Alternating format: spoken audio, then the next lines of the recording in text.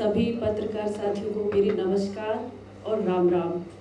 बहुत खुशी हो रही है आप सभी से मिलके और बिग बॉस के घर में जो 33 दिन का मेरा सफ़र रहा उसके बारे में मैं आज खुलकर आप लोगों से बात करने वाली हूँ। बड़ी इच्छा थी, जो चीज़ें मैं वहाँ प्रेस कॉन्फ्रेंस के दौरान जो घर में हुई थी वहाँ नहीं बता पाई, उन चीज़ों का जिक्र मैं यहाँ करने वाली हूँ और बहुत खुल के चाहती हूँ कि आपसे बातचीत करूँ, घर के बारे में बताऊँ, कुछ अपने बारे में भी बताऊँ। तो हम लोग शुरू करते हैं। सोनाली जी, आपको वो लाइट चल दिख रही है वहाँ ठीक सामने देखना, सवाल लेफ्ट राइट से आ जाएंगे। तो सबसे पहले ये सवाल सोनाली जी कि क्या वो प्रेस कॉन्फ्रेंस में वहाँ या घर के अंदर ऐसी कौन कौन सी बातें थी जो आपने खुलकर नहीं बता पाई, एंड आज यहाँ पर अगर आप प्रेस के सामने अगर आप ब्रीफ कर सकें। जी, पहले मैं 1 मिनट में अपना इंट्रोडक्शन देना चाहूँगी। मैं हरियाणा के एक छोटे से गांव में मेरा जन्म हुआ और बहुत छोटी उम्र में 17 साल में मेरी शादी हो गई थी। और शादी के बाद जो परिवार मुझे मिला, बहुत अच्छा परिवार मिला। उन्होंने मुझे आगे बढ़ाया। जब मैंने इच्छा जाहिर की कि मैं समाज सेवा के क्षेत्र से जुड़ना चाहती हूँ और एक्टिंग लाइन में भी जाना चाहती हूँ, तो मेरे हस्बैंड ने, मेरी मदर इन लॉ ने मुझे बहुत सपोर्ट किया। हालांकि कुछ सालों तक घर से परमिशन नहीं मिली, क्योंकि हरियाणा में कुछ परिवार ऐसे होते हैं कि घर की बहू बेटियों को बाहर नहीं जाने का अवसर देते। लेकिन मेरे कुछ साल तक मनाने के बाद मुझे वो अवसर मिला और मैं पिछले 12 साल से एक्टिव पॉलिटिक्स में हूँ और भारतीय जनता पार्टी में नेशनल स्तर पे मैंने कई पदों पे रह के पार्टी के लिए काम किया है, जिम्मेदारियां निभाई हैं और उसी के चलते मैं आज हरियाणा में वाइस प्रेसिडेंट हूँ महिला मोर्चा। और मैंने हरियाणा की हॉट सीट जो कि सीएम जहाँ से 3 बार रहे भजन लाल जी, उनके बेटे के सामने 2019 में अभी चुनाव लड़ा और पहली बार भारतीय जनता पार्टी के इतिहास में सबसे ज़्यादा 35,000 की संख्या में वोट प्राप्त किए। और हरियाणा में की राजनीति में गूगल पे सर्च की जाने वाली सबसे बड़ी पर्सनैलिटी पॉलिटिशियन गूगल पे मैं 2019 में रही हूँ। और उसके बाद जैसे मुझे बिग बॉस से मुझे निमंत्रण आया तो उसके लिए मुझे यहाँ पे मैं आई भी, बड़ी खुशी के साथ आई। तो पीछे का जो मेरा सफ़र था, कुछ राजनीति के साथ साथ मैंने एक्टिंग लाइन में भी काम किया। जैसे मैं दूरदर्शन हरियाणा में 3 साल के लिए एंकर रही एक हिंदी कार्यक्रम की, और मैंने 3 फिल्में भी की हैं, जिसमें एक फ़िल्म जिमी शेरगिल के अपोजिट मैंने काम किया, दूसरी में मैंने रवि किशन के, और एक हरियाणवी फिल्म छोरियां छोरों से कम नहीं होती में सतीश कौशिक जी के डायरेक्शन में मैंने काम किया। और जी टीवी के 2 शो भी किए मैंने, अम्मा और टशने इश्क में थोड़ा काम किया। तो ये सब चीज़ें साथ साथ मेरा एक्टिंग करियर भी चल रहा था और राजनीति भी चल रही थी, वो आज भी कंटिन्यू है, दोनों चीज़ें साथ चलती हैं। और कुछ लोगों को गलतफहमी होती है कि मैं टिकटॉक से राजनीति में आ गई, कि मैं टिकटॉक स्टार रही तो राजनीति में मुझे बीजेपी ने टिकट दिया, जबकि ऐसा नहीं है। टिकटॉक एक एंटरटेनमेंट का हिस्सा था, जो मैं मेरे मन की जो इच्छाएं थी, गाना गाने का शौक़ रखती हूँ, डांस करने का शौक़ रखती हूँ, वो टिकटॉक के माध्यम से मैंने अपने आप को वहाँ पे दिखाने के लिए या अपने आप को एंजॉय करने के लिए वो सब चीज़ें की। और अब जब बिग बॉस के घर में मुझे जाने का अवसर मिला तो मुझे जो जीवन में पहले कभी एक्सपीरियंस नहीं रहा, वो चीज़ें मैंने वहाँ दिखाई भी दी और मुझे कुछ सीखने को भी मिला। और मुझे लगता है कहीं ना कहीं मुझे एक मजबूती भी मिली शो में जाने से।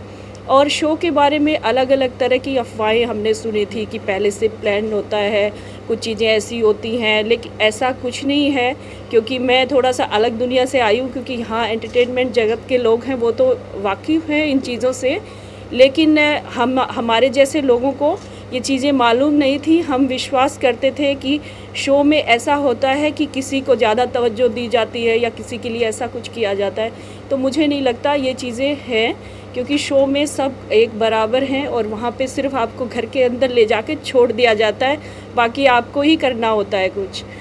और जैसे कि आपका पहला सवाल मेरे से ये है कि जब प्रेस के दौरान वहाँ पे मैं खुल के नहीं बता पाई। वो जो चीज़ें हैं वो मैं आपसे शेयर करना चाहूँगी। उस दिन एक टास्क मिला था कि न्यूज़पेपर में जो पर्सनैलिटी सबसे ज़्यादा वहाँ पे पॉपुलर है बाहर के लोगों के बीच में कौन होगा। तो वहाँ पे डिस्कशन जो हुआ उसमें सबसे पहले रुबीना जी हर टास्क की फ़ाइल पढ़ती है। जैसे उनको काम दिया जाता है, सब लोग उनको मानते भी कि हाँ चलो अच्छा पढ़ती, हिंदी और इंग्लिश उनकी काफ़ी अच्छी है, तो उस वजह से उनको टास्क फ़ाइल पढ़ने को दी जाती है। तो उस समय जैसे मेरा ज़िक्र आया 5 नंबर पे। 5 नंबर पे राखी ने कहा कि दीदी को होना चाहिए। आपको क्या लगता है कि वो हमारे फील्ड से नहीं है तो वो क्या उनकी चर्चा नहीं हो रही होगी, या उनकी चर्चा तो इस विषय भी हो रही होगी कि एक पॉलिटिशियन है और बिग बॉस के घर में एंटर किया है, तो इसी से वो सुर्खियों में आई होंगी। तो उनको 5 नंबर से मेरे से पहले मेरे ख्याल से रहना चाहिए। उसके बाद राहुल और अली ने मुझे सपोर्ट किया इसमें, लेकिन रुबीना जी के द्वारा इसको इग्नोर कर दिया गया। उन्होंने कहा नहीं, हम नहीं मानते इनकी चर्चा हो रही होगी क्योंकि ये बहुत लास्ट में आई हैं और बाकी लोगों की ज़्यादा चर्चाएं रही होंगी क्योंकि 4 महीने से सब चल रहा है। तो वहाँ पे मैं ज़्यादा कुछ मैंने बोला नहीं। मुझे लगा कि चलिए ठीक है, ये लोग ज़्यादा पॉपुलर हैं तो इनकी तस्वीरें यहाँ पे लगनी चाहिए, उसको छोड़ दिया गया। लेकिन बिग बॉस हमेशा ये कहते हैं कि टास्क को पूरा करें, वो टास्क पूरा नहीं हो पाया। लेकिन काम्या जी जब वहाँ पहुँची, पत्रकारों ने बातचीत की, उसके बाद फिर उस टास्क को पूरा करने के लिए काम्या जी ने बोला, क्योंकि बिग बॉस ने आदेश किया था कि इसको पूरा करें। 9 लोगों की तस्वीरें थी, 10वां सिर्फ मैं बची थी, तो मेरा फ़ोटो कहाँ लगना चाहिए, काम्या जी ने ये कहा। तो उसमें फिर सब लोग उठ खड़े हुए। अर्शी खान ने सिर्फ बोला कि सोनाली जी को होना चाहिए, इनमें से किसी एक जगह पे आप इनके बारे में हम अपनी राय देना चाहते हैं। लेकिन उसमें किसी की सुनी नहीं गई क्योंकि रुबीना जी ने फिर से घुमा दिया मुद्दे को और उसको वहीं क्लोज़ कर दिया। तो मेरा ये सोचना है कि काम्या जी को उस बात पे ज़ोर देना चाहिए था कि इस टास्क को, जब मुझे दिया गया है ये कार्यक्रम, तो इस टास्क को मैं पूरा करूं। तो वहाँ पे थोड़ा सा मुझे इग्नोर किया गया। और दूसरा, मुझसे सवाल पूछे गए, उसमें 3 सवाल थे। शायद खाना फेंकने वाली बात है एक, और उसमें मुझे क्लियर नहीं करने दिया गया, जिसमें रुबीना जी, अर्शी खान, ये लोग पीछे से बोलने लगे। आप लोगों ने हमेशा देखा होगा, मैं जब तक शो में रही, जब 2 लोग या 3 लोग भी बोल रहे होते थे, मैंने बीच में कभी नहीं बोला, कभी भी नहीं बोला। आप शो पीछे कभी भी देख सकते हैं। जब वो लोग बोल के अपनी बात ख़त्म कर देते थे, तब मैं पूछती थी क्या मैं अपनी राय दूं या मैं अपनी राय रख सकती हूं। मैं हमेशा ये पूछती थी, क्योंकि हम लोगों ने हमेशा से ये नियम बनाए हुए हैं। हम जिस पार्टी से ताल्लुक़ रखते हैं, हमें सिखाया गया है कि हमें अपनी जो राय है वो बताने के लिए भी पूछना चाहिए कम से कम। तो मेरा ये नियम है, सिद्धांत है, तो उसको मैंने फॉलो किया। तो वहाँ पे जैसे मुझे अगर बोलने का अवसर मुझे ही मिला था, तो उसमें रुबीना जी और अर्शी खान को बीच में नहीं कूदना चाहिए था। मुझे वहाँ पे मेरी बात को क्लियर नहीं करने दिया गया। जो रोटी वाला मामला था, जो डस्टबिन की बात थी, अगर आप लोग उसमें खुल के जानना चाहते हैं तो एक पॉइंट है जो मैं बताना चाहती हूँ। उसमें हुआ ऐसे कि वहाँ पे खाना जो था, हमेशा अच्छे से राशन आता, सब ठीक ठाक था। लेकिन लास्ट में कैप्टनसी का जो टास्क था उसको ख़त्म ही कर दिया गया कि कैप्टनसी के लिए अभी कोई टास्क नहीं होगा, अब खाने के लिए होगा। आपको खाना तभी मिलेगा जब आप टास्क पूरा करेंगे, नहीं तो आपको लिमिट में कुछ चीज़ें दी जाएंगी और उन्हीं में आपको गुजर बसर करना पड़ेगा। तो उसमें थोड़ा आटा रखा हुआ था सुबह के लिए भी, रात में सबके लिए 1-1 रोटी बननी थी। और मैं हमेशा दाल चावल नहीं खाती थी, क्योंकि मैं जिस एरिया से आती हूँ वहाँ दाल चावल कम खाए जाते हैं, वहाँ रोटी सब्ज़ी खाई जाती है, लस्सी दूध ज़्यादा लिया जाता है। तो वो मैंने कहा कि मैं दोपहर को 1 रोटी खाई थी, तो मुझे भूख लगी है, मैं बना लेती हूँ। मैंने अली, राहुल और इन लोगों से, जो मेरे दोस्त थे, मैंने कहा, तो उन लोगों ने कहा बना लो, आप खा लो, कोई बात नहीं। क्योंकि वहाँ पे हर कोई, पहले जैसे अर्शी खान रात में सबके सोने के बाद अपना खाना बनाती थी, विकास भी अलग से अपना खाना हमेशा अलग से बनाता है। और मुझे लगा कि मुझे भी जिसकी ड्यूटी है, कोई बात नहीं, 1 रोटी मैं अपनी बना लूँगी। तो उसमें मैंने उस दिन रोटी बनाई, और जैसे ही अर्शी खान की ड्यूटी थी रात में डिनर बनाने की, उसने मुझे रोटी बनाते हुए जैसे ही देखा तो वो बहुत ज़्यादा तिल मिला गई और मेरे ऊपर चढ़ गई पूरी तरह से। कि मुझे मतलब ऐसा फ़ील हुआ कि ये लड़की मुझे दोस्त मानती है, मैं इसको दोस्त मानती हूँ, एक बेड पे सोते हैं। तो इसने मेरे साथ मुझे हर्ट किया इसने एक रोटी के लिए। तो दुख होना स्टार्ट हो गया था मुझे, क्योंकि जो भी बंदा या जो इंसान हम रेगुलर लाइफ में देखते हैं, कोई किसी से जुड़ता है, अगर मुझे पानी चाहिए अगर कोई इंसान किसी के साथ जुड़ा है, अगर वो भावुक है, अगर वो अच्छा इंसान है, तो उसके आंसू ज़रूर निकलते हैं। अगर किसी के लिए दिल में दर्द नहीं होता, सम्मान नहीं होता, तो वो नहीं रोता कभी भी। जो कठोर होता है वो कभी नहीं रोता। तो मैं खाना खाते खाते मेरे आंसू निकलने लगे, मैं रोने लग गई थी। लेकिन अर्शी खान को उससे सब्र नहीं आया कि मैं रो रही हूँ, अभी वो मतलब मुझे कहने से बाज आए। उसने कहना बंद नहीं किया, अरे आपने तो इतना आटा ले लिया, आपने ये कर दिया, वो कर दिया, मुझे बनाना था, मेरी ड्यूटी थी, आपने कैसे हाथ लगाया। ये सब चीज़ें वहाँ होने लग गई, तो जिससे मुझे दुख हुआ। और मैंने वो जो प्लेट थी उसमें एक पराठे की एक बाइट बची थी, जो राखी ने मुझे पराठा दिया था कि दीदी आप खा लो और सुबह मुझे इसके बदले पराठा दे देना। तो वो उसके बदले में मैं पराठा वो खा रही थी, रोटी मैं अपनी ख़त्म कर चुकी थी। तो उसको मैंने ले जाके और उस प्लेट को साफ़ करने के लिए उसमें डाला था, क्योंकि घर में नियम बना था कि जो भी खाना अपना ख़त्म करेगा, चाहे उसमें कुछ भी बचे, डस्टबिन में क्लीन करके पानी से साफ़ करके प्लेट रखेगा, ताकि बर्तन साफ़ करने वाले को गंदगी महसूस ना हो। ये घर में नियम बनाया गया था। हम जब बाहर होते हैं या अपने घरों में होते हैं, हम गाय को रोटी खिला देते हैं, बचा हुआ खाना होता है हम जानवरों को खिलाते हैं। लेकिन बिग बॉस के घर में एक खाने के लिए डस्टबिन बना था, खाने के लिए, जिसमें हम अपना जो खाना होता है बचा हुआ वो डालते हैं। वहाँ गाय भैंस नहीं बंधी है जिसको मैं खिला देती। मेरे संस्कार नहीं है कि मैं कूड़े में खाना डालूं। मुझे वो डस्टबिन था, शुरू से बताया गया था ये डस्टबिन है गीला, इसमें जो हमारा झूठा खाना बचता है वो हम इसमें डालते हैं और ये बाहर चला जाता है। तो वो रिस्पेक्ट के साथ होता है, उसमें खाना हर कोई डालता था। मैंने देखा हर किसी ने अपनी प्लेट साफ़ करके उसमें डाली है। अर्शी खान ने 3-3 दिन अपने पराठे फ्रिज में, थाली में मटन भी रखा है, रोटी भी रखी है, चावल भी रखा, वो सारा डाला उसमें और फिर उसको प्लेट को साफ़ किया कि मेरी प्लेट है, मैं साफ़ करके रख रही हूँ। रुबीना ने 15 रोटियाँ मेरे सामने डाली है डस्टबिन में, तब खाने का अपमान नहीं हुआ था। इस चीज़ को मुझे क्लियर नहीं करने दिया गया। वो डस्टबिन सिर्फ उसी के लिए था।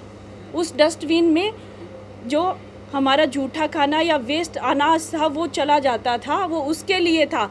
तो इसमें मैं कहाँ मैंने खाने का अपमान किया, कहाँ मैं खाने का अपमान करने के लिए ज़िम्मेदार हूँ? आप लोगों से सवाल पूछ रही हूँ।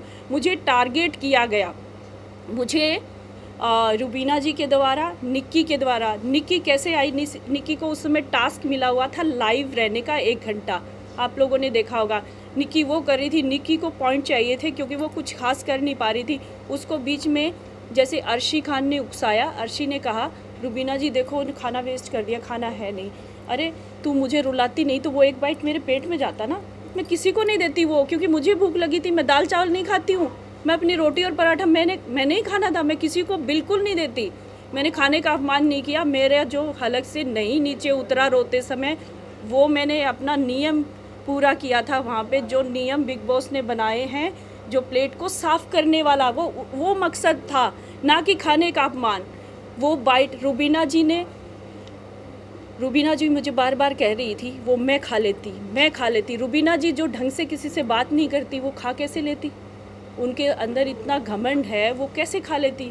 उन्होंने उस दिन क्यों नहीं खाया जब निक्की ने अपना झूठा खाने का बॉक्स, जो वीकेंड पे बाहर से मंगवाया जाता है खाना, वो बचा था, वो क्यों नहीं सेव करके रखा? वो खा लेती।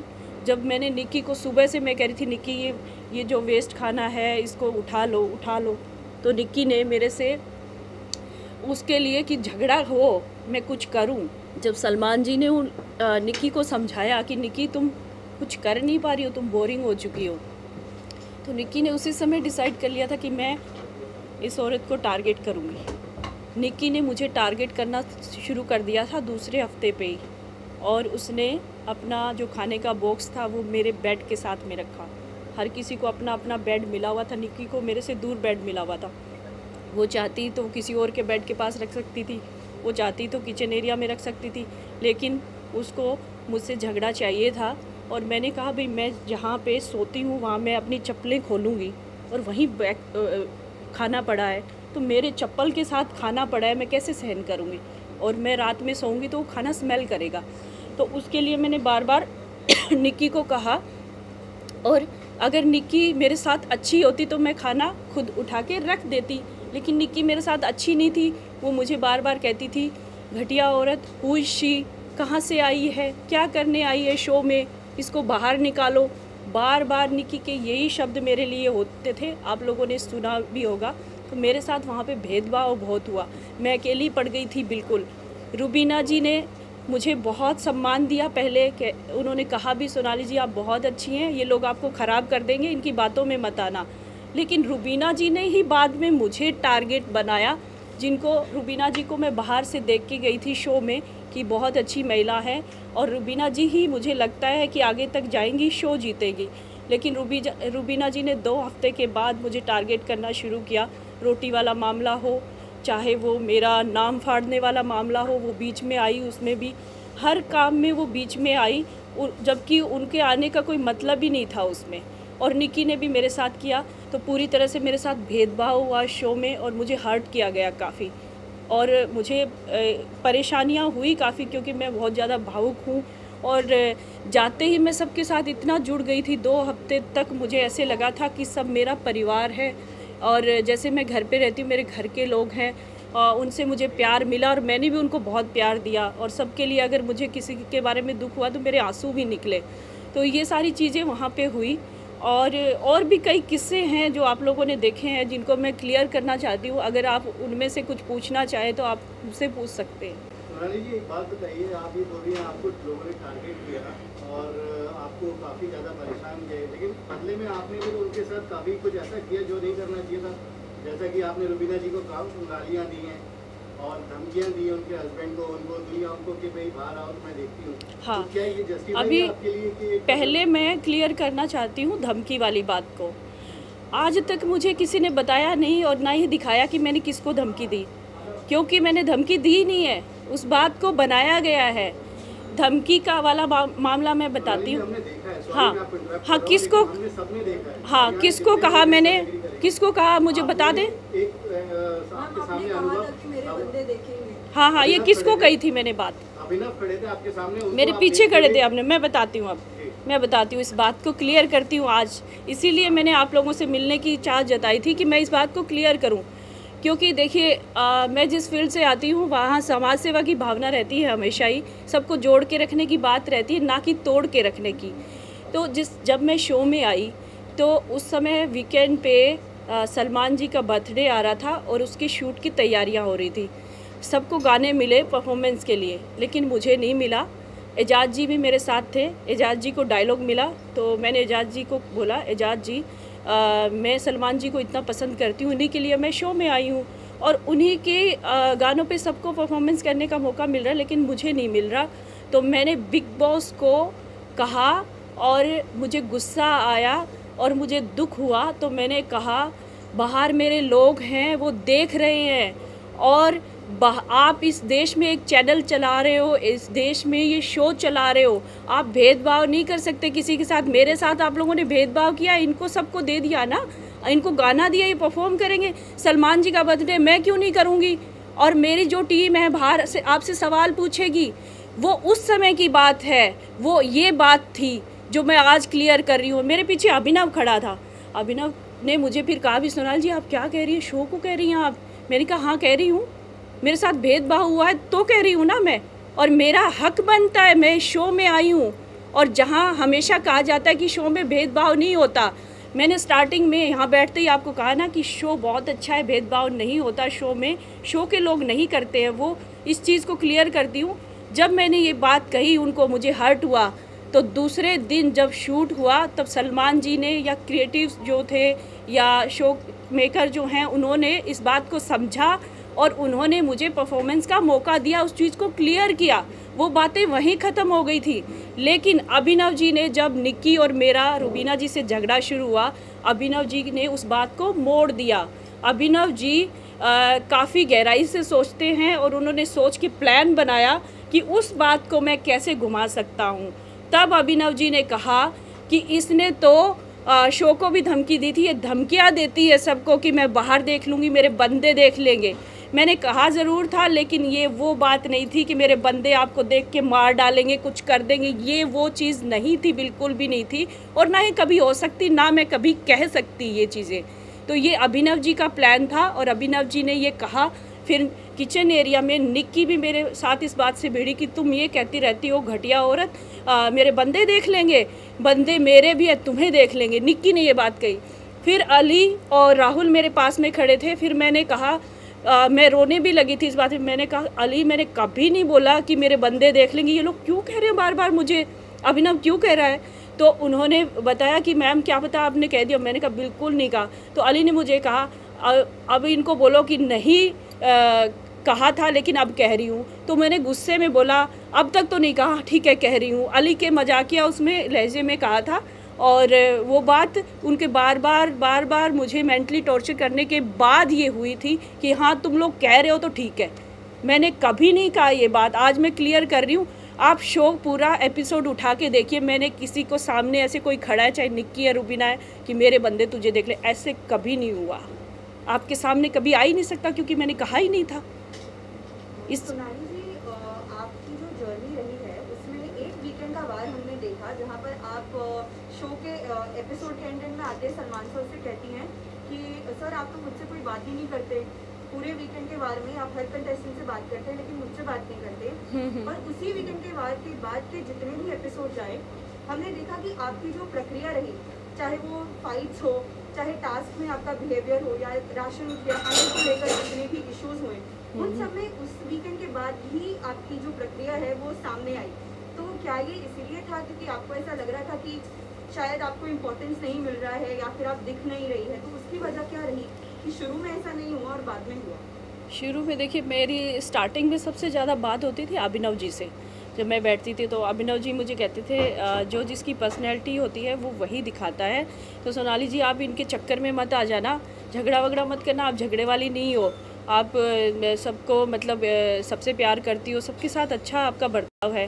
तो मैंने यही कहा, मुझे सब लोग अच्छे लगते हैं और सब कितना रिस्पेक्ट करते हैं मुझे, मैं किसी से झगड़ा कर ही नहीं सकती।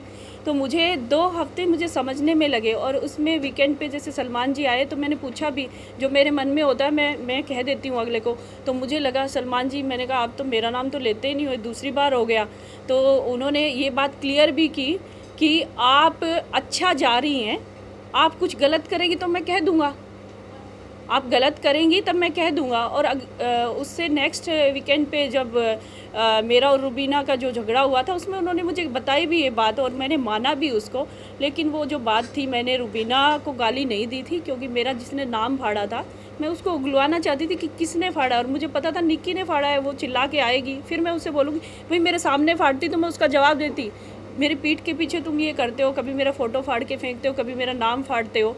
तो ये चीज़ें उसमें ऐसा था कि निक्की बार बार जैसे अपने गेम को आगे बढ़ाने के लिए या शो में टिके रहने के लिए, पहले रुबीना के साथ नहीं थी, आज रुबीना के साथ खड़ी है, तो उसमें रुबीना को भी कहीं ना कहीं अपना वोट बैंक बढ़ाने के लिए एक साथी की ज़रूरत है। अभिनव के साथ साथ निक्की और आती है तो वो स्ट्रॉन्ग होती है।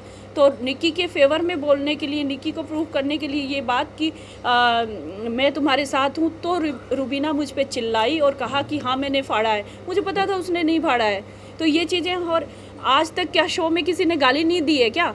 अगर हम किसी से लड़ाई झगड़े करते हैं तो फूल थोड़े ना बरसते हैं। लड़ाई झगड़ा होगा, किसी का नाम तोड़ा जाएगा, हम उसका जवाब तो देते हैं ना।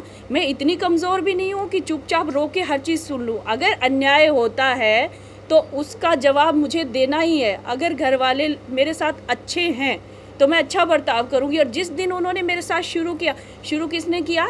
निक्की ने, फ़ोटो फाड़ने को लेके। तो सलमान जी के कहने से मैंने लड़ाई झगड़ा नहीं किया, मेरे साथ मैं टारगेट हुई उनकी, मेरे साथ करना शुरू किया उन लोगों ने। ये उसका जवाब था, ना कि सलमान जी के कहने पे। ये आप लोगों ने भी क्लियर देखा। क्या मैंने फ़ोटो फाड़ा था निक्की का? निक्की ने किया ना शुरू मेरे साथ। खाने का उसने बॉक्स रखा ना मेरे बेड के पास, मैं तो नहीं गई थी उसके पास झगड़ा करने। मैं तो निक्की से प्यार से ही बात करती थी हमेशा, लेकिन उसकी तरफ से आता था हु इज शी, घटिया औरत, बेवकूफ़ औरत, इसको गेम समझ में नहीं आता। मुझे गेम सारा समझ में आता था, बनाने को प्लान मैं भी बना सकती थी, प्लान करके चीज़ें कर सकती थी, खेल सकती थी, लेकिन मेरा नेचर ऐसा नहीं था कि मैं किसी के साथ ऐसा बर्ताव करूं। इसलिए मैं बड़ा सिंपल तरीके से चल रही थी, मुझे ज़रूरत ही नहीं थी करने की, मुझे शो में टिकने के लिए नहीं। आज भी मैं खुश हूँ, मुझे 4 हफ्ते बाद निकाला गया, मैं 2 हफ्ते बाद निकलती तो भी खुश थी।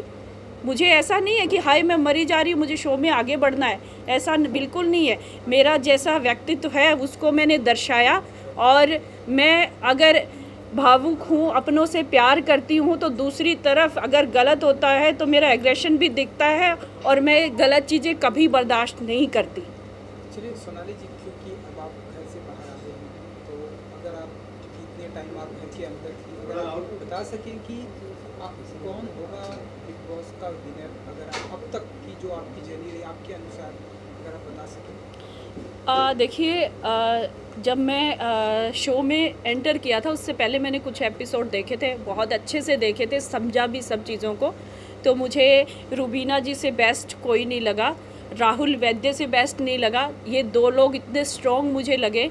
और मैंने घर के अंदर फिर जाके मैंने जैसे एजाज को मैं बहुत बुरा मानती थी जाने से पहले कि ये क्या बंदा है, अजीब है, हर जगह मतलब मुंह फाड़ के चिल्लाता रहता है और हर झगड़े में घुस जाता है और फिर अलग बैठा रहता है। तो उसका जो बर्ताव था मुझे बहुत ही मतलब ख़राब लगता था।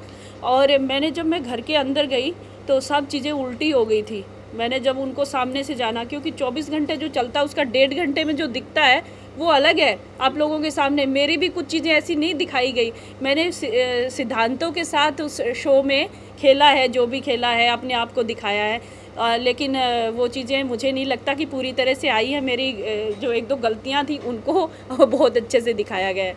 तो मैं शो में जब गई हूँ तब मुझे कहीं ना कहीं लगता है कि रुबीना जी मेरी फेवरेट हमेशा रही हैं, और मेरे घर पे भी सब, जैसे मेरी मदर उनको बहुत पसंद करती थी, लेकिन आज जब मैंने उनसे पूछा आने के बाद तो मेरी माँ बिल्कुल पसंद नहीं करती उनको। तो मैंने मेरी माँ को समझाया भी, मैंने कहा शो में रहने के लिए रुबीना जी ये कर रही है, बाकी वो अच्छी है।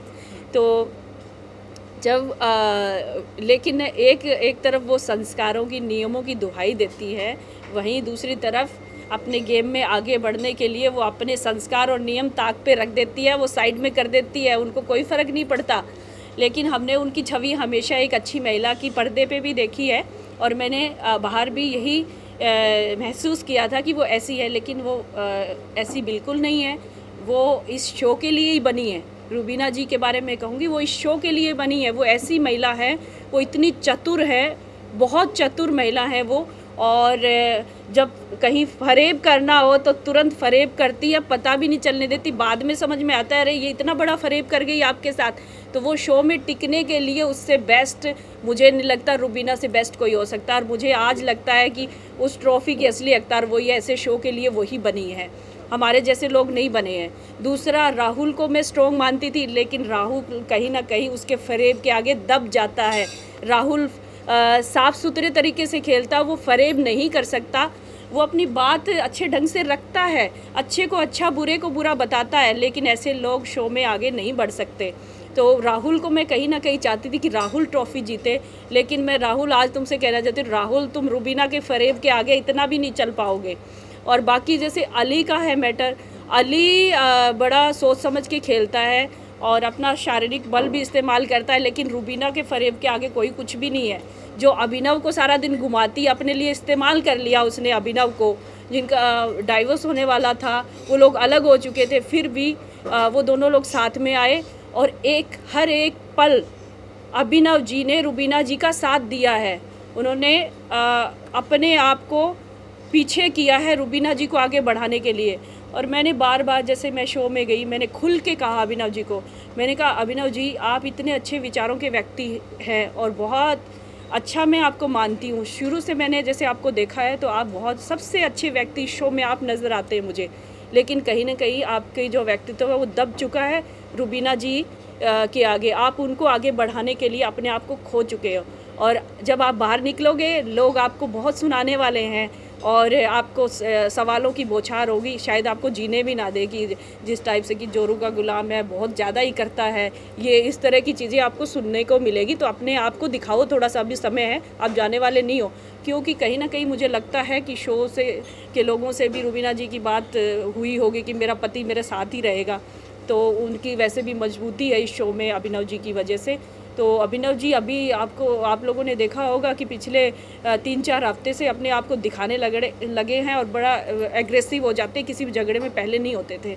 तो ये बात बिल्कुल सच है कि रुबीना जी मुझे लगती है कि वो आगे तक जाएगी, और क्यों ना जाए, जो वो इतने अच्छे ढंग से इतनी चतुराई से खेल रही है, जहाँ पे उनको किसी को लगता है कि इसको आउट करना, उसको टारगेट करती है, जैसे मुझे किया उन्होंने टारगेट, चाहे वो रोटी वाला मामला हो, उसमें तो कुछ नहीं है, खुद रोटी डाल रही है 15 रोटी, फिर मुझे कह रही है एक टुकड़ा डाल दिया तो उसको बात को इतना बड़ा बना दिया। मुझे कहती है अपना VIP पन अपने पास में रख, ये तेरा नहीं चलेगा। मैंने क्या किया, मैं तो बड़ा डाउन टू अर्थ हूँ, मेरे को तो बड़ा सिंपल तरीके से रहती हूँ, सबके साथ बड़े प्यार से रहती हूँ। मैंने वहाँ ऐसा कुछ नहीं दिखाया कि मैं VIP हूँ या मैं पावरफुल महिला हूँ, मैंने ऐसा कुछ नहीं दिखाया। लेकिन रुबीना जी को मुझसे इनसिक्योरिटी हुई कहीं ना कहीं, क्योंकि मैं नियमों के साथ चलती थी। उन्हें लगता था कि मैं मेरी चतुराई से मैं ये लोगों को दिखा रही हूँ कि मैं नियमों के साथ चलती हूँ, संस्कारों के साथ चलती हूँ। वो कहीं ना कहीं उसमें मैं रुबीना से आगे जा रही थी। रुबीना को लग रहा था कि इसको निकालना चाहिए हमें यहाँ से, तो उसने मुझे टारगेट किया, और ये आपके सामने है ये चीज़ें। तो